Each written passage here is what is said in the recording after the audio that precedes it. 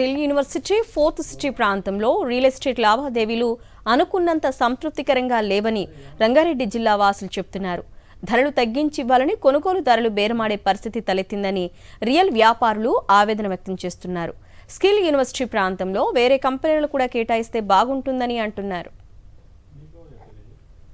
మరింత సమాచారాన్ని మా ప్రతినిధి విక్రమ్ అందిస్తారు.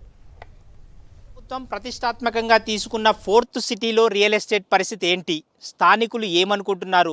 ప్రతిష్టాత్మకంగా స్కిల్ యూనివర్సిటీని ఇక్కడే శంకుస్థాపన చేశారు.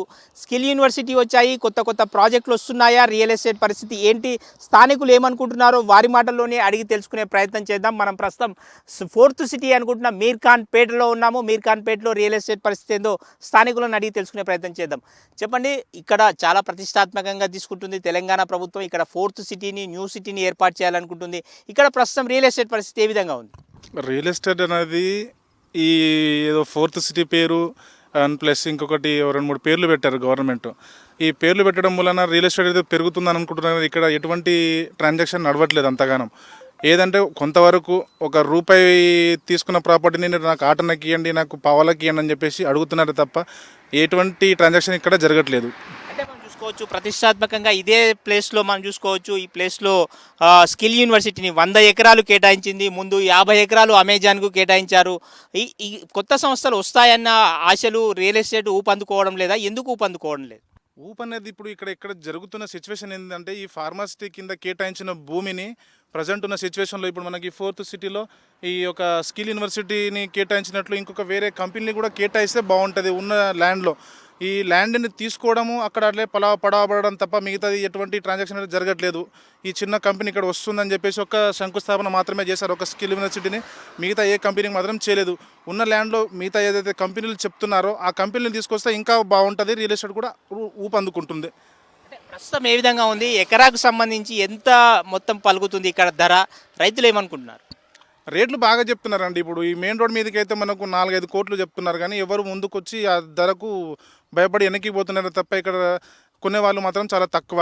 అంతకు మించి ఇక్కడ ఏం ట్రాన్సాక్షన్ అయితే జరగట్లేదు. ఎలా ఉందనుకోవచ్చు? స్థానికంగా రైతులు ఏమనుకుంటున్నారు? ఫ్లాట్లు చేసి చిన్న చిన్న ఫ్లాట్లు చేసుకున్న వాళ్ళ పరిస్థితి ఏ విధంగా ఉంది? సార్, ఇప్పుడు ఎట్లుందంటే రియల్ ఎస్టేట్ చిన్న ఇంతకుముందు బాగుండే.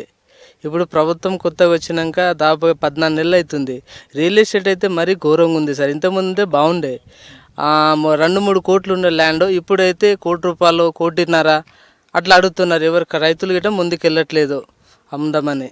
చాలామంది తక్కువ ఉన్నారు. ఇప్పుడు వ్యవసాయ భూమి ఒక రకంగా చూస్తే, మరో రకంగా ఈ ప్లాట్లకు సంబంధించి చిన్న చిన్న ప్లాట్లు చేసుకుని లేఅవుట్ చేసుకునే వాళ్ళకి సంబంధించి నిన్న ఎల్ఆర్ఎస్ కూడా రాష్ట్ర ప్రభుత్వం అనుమతి ఇచ్చింది. అది ఏ విధంగా ఉందనుకోవచ్చు? ఎల్ఆర్ఎస్ ప్రభావం ఏమన్నా రియల్ ఎస్టేట్ మీద పడే అవకాశం ఉంటుందా? ఇప్పుడు ఒక రైతు ఒక అమ్మాయిది పెళ్లి చేయాలనుకున్నా, లేదంటే ఆయనకి ఏదో ఆర్థిక స్తోమత బాగాలేక ల్యాండ్ అమ్ముకొని నేను ఇక్కడ ప్లాట్ కొనాలి, లేదంటే నేను ఇల్లు కట్టుకోవాలనే సిచ్యువేషన్ ఇక్కడ కనిపిస్తుంది. కానీ కొనేవాళ్ళు ముందుకు రావట్లేదు. మెయిన్ థింక్ కొనేవాళ్ళు ముందుకు వస్తే మనకు ఆ ట్రాన్సాక్షన్ నడుస్తూ ఉంటుంది. మనం ఈ గత గవర్నమెంట్ నుంచి ఈ గవర్నమెంట్ మనం పోల్చుకుంటే అప్పుడు కొద్దిగా బాగుండే రియల్ ఎస్టేట్. మధ్యలో కూడా కొన్ని సీఎం అయిన కొద్ది రోజుల తర్వాత బాగానే ఉండే ట్రాన్సాక్షన్. ఇప్పుడు మరీ దారుణంగా తయారైంది ఇక్కడ. దానికి ప్రధాన కారణం ఏమనుకుంటున్నారు? ఈ యూనివర్సిటీ పేర్ల మీద తీసుకొచ్చిన కంపెనీలు కొద్దిగా వస్తే ఇంకా బాగుంటుంది. అది చేయకపోవడం మెయిన్ కారణం. ఏమనుకుంటున్నారు? రియల్ ఎస్టేట్కి సంబంధించి ఈ ప్రాంతంలో పడిపోయింది అనుకుంటున్నారా, పెరిగింది అనుకుంటున్నారా? తగ్గడం అయితే వాస్తవమే. కాకపోతే మా దగ్గర ఉన్న ల్యాండ్లన్నీ గవర్నమెంట్ ల్యాండ్లు ఎక్కువ ఉన్నాయి. అది గవర్నమెంట్ తీసుకోవడమే జరుగుతుంది, కానీ అది డెవలప్మెంట్ కంపెనీలు రావడం అలాంటివి జరగట్లేవు. కాబట్టి రియల్ ఎస్టేట్ డల్ ఉంది. మరికొంతమందిని అడిగి తెలుసుకునే ప్రయత్నం చేద్దాం. ఎట్లుంది అనుకుంటున్నారు రియల్ ఎస్టేట్? మీ పరిస్థితి ఏం చెప్తున్నారు మీరు? ప్రజెంట్ ఉన్న సిచ్యువేషన్లో అయితే రియల్ ఎస్టేట్ డల్గానే ఉంది. ఎందుకంటే ఇప్పుడు ఫస్ట్ మనకు స్కిల్ యూనివర్సిటీ అని, తర్వాత ఫార్మాసిటీ అని ఫస్ట్, తర్వాత ఇక్కడ మనకు వచ్చేసి మన మెడికల్ కాలేజ్ అని ఓపెన్ చేసిరు. దాంట్లో ఎలాంటి పనులు కానీ ఏం జరగట్లేవు. స్కిల్ యూనివర్సిటీ కూడా డల్గా, అంతే మరీ అంత ఊపు కాకుండా మనకు రైతులకు ఫార్మా ప్లాట్స్ ఇచ్చారు. అవి జరుగుతున్నాయి తప్ప తర్వాత ఈ స్కిల్ యూనివర్సిటీ, ఫోర్త్ సిటీ అనేది పనులు ఏం జరగట్లేవు. అట్లా ఈ చెప్పడం అయితే వాస్తవానికి అయితే 4-5 కోట్ల ఎకరా అట్లా చెప్తున్నారు, కానీ అంత వర్త్ లేదు ప్రజెంట్ అయితే. అట్లా కొనలేకపోతున్నారు. కొత్త కొత్త ప్రాజెక్టులు పెడతామని చెప్తున్నప్పటికీ కూడా పూర్తిగా ఒక స్కిల్ యూనివర్సిటీ, ఒక అమెజాన్ సంస్థ తప్ప వేరే ఏమీ రాలేవు అని చెప్పి పేటకు సంబంధించి మహేశ్వరం నియోజకవర్గంలోని కందుకూరు మండలం మీర్ఖాన్పేట, ముచ్చల్రా అదేవిధంగా ఈ చుట్టుపక్కల గ్రామాలకు సంబంధించి ఇక్కడంతా కూడా ప్రభుత్వ భూమి ఎక్కువగా ఉంది.